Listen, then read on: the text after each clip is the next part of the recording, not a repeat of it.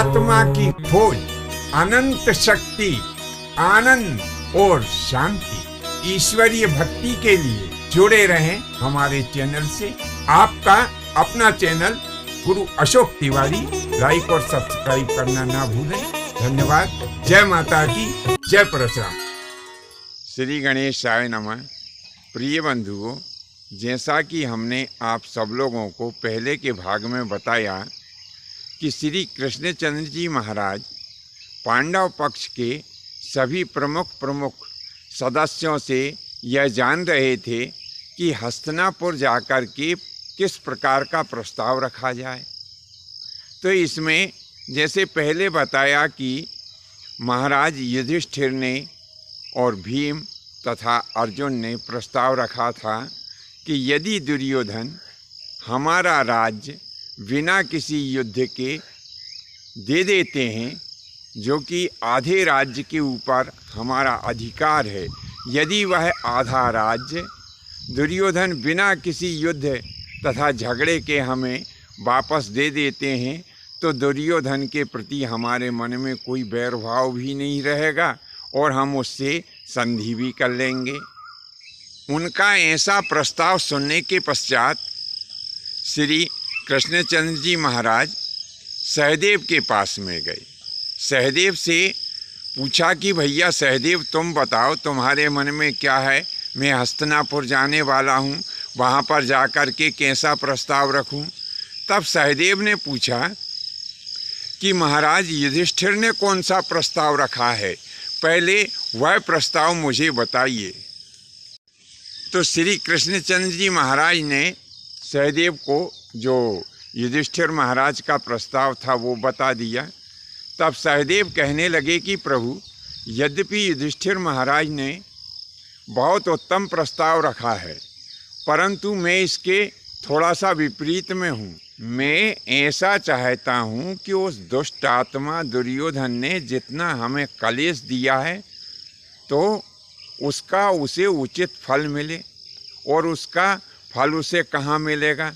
उसका फल तो उसे रणभूमि में ही मिलेगा।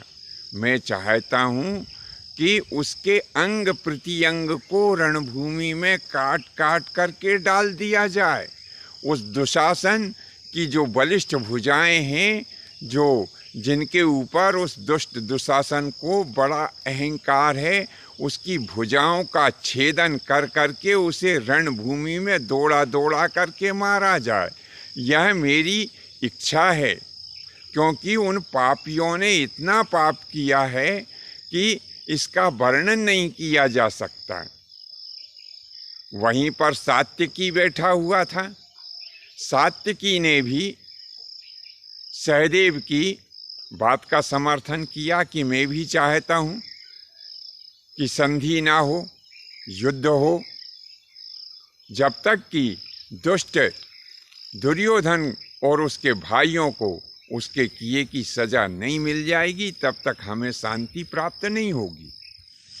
भगवान श्री कृष्णचंद्र जी महाराज इन दोनों की बात सुन करके और द्रौपदी के महल में गए।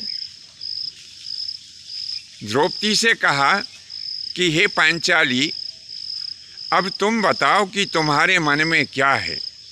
मैं हस्तिनापुर जाने वाला हूँ और वहाँ पर मुझे प्रस्ताव रखना है। कैसा प्रस्ताव रखूँ? तब द्रौपदी कहने लगी कि पांचों पांडवों सहित उनके इष्ट मित्रों ने कौन कौन से प्रस्ताव आपके सामने रखे हैं, मैं उन सब को जानना चाहती हूँ। तब जिसने जो प्रस्ताव रखे थे, वह सब भगवान श्री कृष्णचंद्र जी महाराज ने द्रौपदी को कह सुनाए। द्रौपदी सुनकर के बड़ी दुखित हुई। कहने लगी कि आज जो महाराज युधिष्ठिर, अर्जुन और भीम के मन में जो कायरता प्रवेश कर गई है, इसका मुझे बड़ा दुख है। मैं इनसे ये जानना चाहती हूँ कि क्या ये लोग वह दिन भूल गए कि जब दुष्ट दुशासन ने मेरे केसों को पकड़ करके और भरी सभा में लेकर के आया था, मेरा चीर हरण किया था, उस दिन को ये लोग भूल गए। आज कहते हैं कि हम दुर्योधन के कुकृत्यों को भूल करके उससे संधि कर लेंगे, कोई बैर भाव हमारे मन में नहीं रहेगा।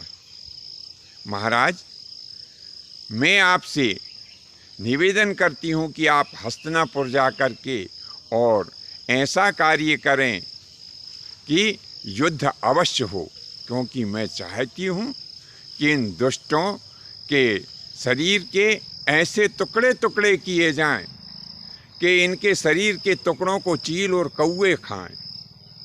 इनकी स्त्रियां विधवा होकर के ऐसा ही विलाप करें जैसा आज मैं विलाप कर रही हूँ। तब भगवान श्री कृष्णचंद्र जी महाराज कहने लगे कि हे कृष्ण, सुनो, ऐसा ही होगा, क्योंकि यदि मैं संधि प्रस्ताव रख भी दूँ, जो कि युधिष्ठिर महाराज ने मुझसे कहा है, वैसा का वैसा ही प्रस्ताव यदि मैं दुर्योधन के सामने रख भी दूंगा तो भी वह दुष्ट आत्मा उस प्रस्ताव को मानेगा नहीं। इसीलिए तुम बिल्कुल बेफिक्र रहो। भविष्य में ऐसा समय आने वाला है कि सभी दुष्टों का संहार होने वाला है, और यह निश्चित जानो कि जिस प्रकार से तुम आज विलाप कर रही हो, उन दुष्ट कौरवों की स्त्रियां भी कुछ समय पश्चात ऐसा ही विलाप करेंगी। ऐसा पांचाली से कह कर के भगवान श्री कृष्णचंद्र जी महाराज रथ के ऊपर सवार हो और अपने साथ में सेना की एक छोटी सी टुकड़ी लेकर के और हस्तिनापुर के लिए प्रस्थान कर गए। बंधुओं, आज के लिए बस इतना ही। शेष अगले भाग में आपके सामने उपस्थित होंगे। आज्ञा दीजिए। धन्यवाद। जय माता की, जय परशुराम जी की।